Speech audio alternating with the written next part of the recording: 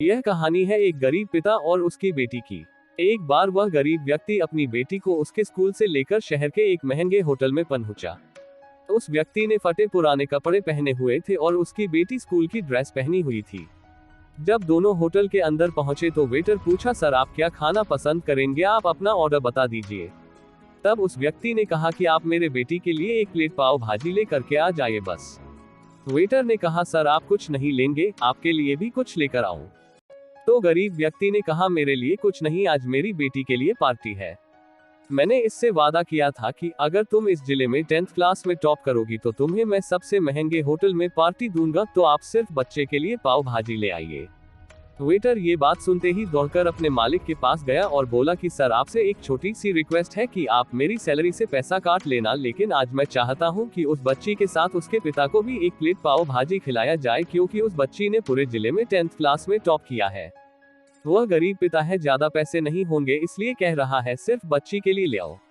Hotel के मालिक ने जब ये बात सुनी तो मुस्कुराते हुए बोला, तुम उसके पिता के लिए भी पाव भाजी लेकर जाओ, उसके लिए भी लेकर जाओ, पैसे मत लेना, 4-5 पाव भाजी पैक करवा कर ले जाओ और 2-3 किलो मिठाई भी लेकर जाओ और उनसे कहना ये पार्टी होटल की तरफ से है, आप ये मिठाई ले जाइए और जश्न मनाइए। जब वेटर ने 2 प्लेट पाव भाजी लेकर गया तो वह व्यक्ति चौंक गया और बोला, मैंने तो एक ही मंगाई थी, मेरे पास पैसे नहीं है।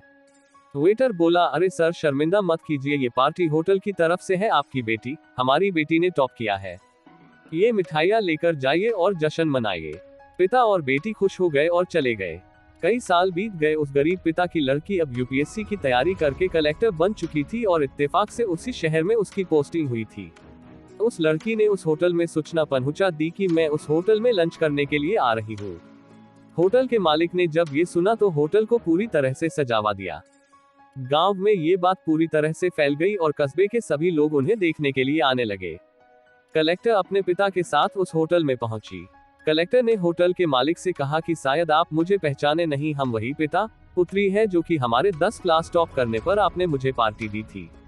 हम वही पिता पुत्री है, आज फिर से आए हैं और आज पार्टी हम देंगे आपको, आपके पूरे स्टाफ को और पूरे गांव को, क्योंकि आपने गरीबी का सम्मान किया है।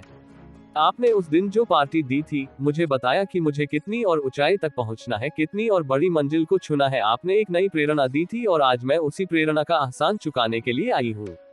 वो मैडम ये सब कहते जा रही थी और आंखों से आंसू बहती जा रही थी। यह कहानी हमें सिखाती है कि कभी भी किसी गरीब का मजाक मत उड़ाना। हो सके तो उसकी मदद करना, और अगर मदद ना कर सको तो उसका मजाक मत उड़ाना, क्योंकि वो सब देख रहा है। बनना है तो उसकी नजर में अच्छा बनिए। जहां भी रहिए कर दिखाइए कुछ ऐसा कि दुनिया करनी चाहे आपके जैसा।